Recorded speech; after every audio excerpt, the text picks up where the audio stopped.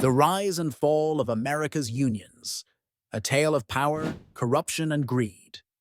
Unions, once the symbol of solidarity, strength, and the American dream. They were born from the cries of workers seeking fair wages, safe working conditions, and a voice against corporate exploitation. But today, unions stand at a crossroads, with their influence waning and their integrity questioned. This is the rise and fall of America's unions, a tale of power, corruption, and greed. Part 1. The Rise of Unions. America's unions began in the fires of the Industrial Revolution. Workers toiled long hours in dangerous conditions for meager pay, with little recourse against exploitation. From the coal mines of Pennsylvania to the textile mills of Massachusetts, the labor movement grew, fueled by a shared vision of justice and equality.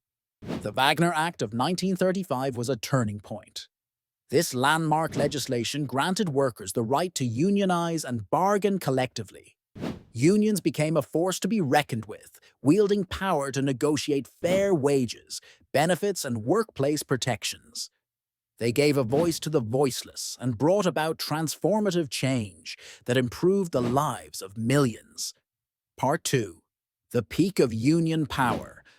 By the mid-20th century, unions had become the backbone of the American middle class.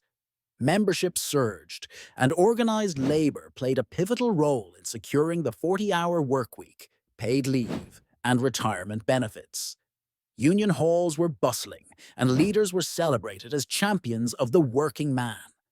But with great power came great responsibility, and the seeds of corruption were quietly taking root.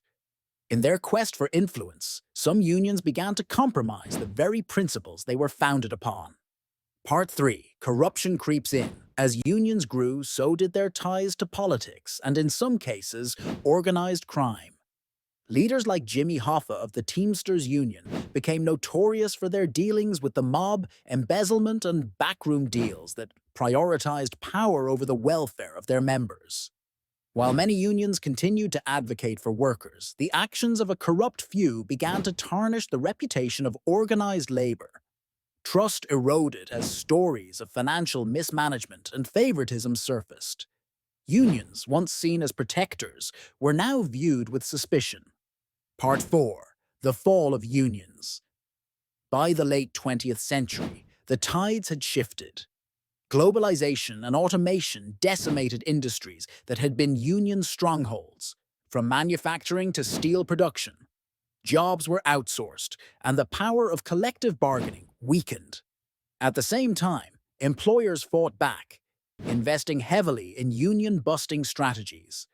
Laws like right to work undermined union solidarity by allowing workers to benefit from union negotiations without paying dues. Membership began to plummet, and unions struggled to adapt to the changing economy. Corruption and mismanagement within some unions further eroded public trust. Workers began to question whether their dues were being used to benefit them or to line the pockets of self-serving leaders. Part 5. The State of Unions Today. Today, union membership is at an all-time low. In 2003, just over 10% of American workers belonged to a union, a far cry from the nearly 30% seen in the 1950s.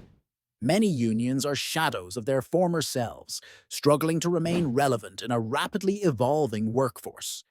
While unions still have the potential to protect workers and improve lives, they face an uphill battle. Corruption, internal disorganization, and external attacks have left many wondering, are unions still worth it? Part 6. The Future of Unions. The story of America's unions isn't over yet. Reform and accountability could restore trust and revive the labor movement. Transparency and leadership, stronger oversight, and a renewed focus on worker advocacy could reignite the fire that once fueled unions. For unions to rise again, they must return to their roots, fighting for the dignity, respect, and fair treatment of every worker. The question isn't whether unions have a place in the future of work, it's whether they can reclaim the trust and relevance they've lost. In closing, America's unions have risen to great heights and fallen under the weight of corruption and greed. But the spirit of collective action, the belief that workers are stronger together, still burns. The labor movement is not dead. Its story is still being written. The next chapter depends on us.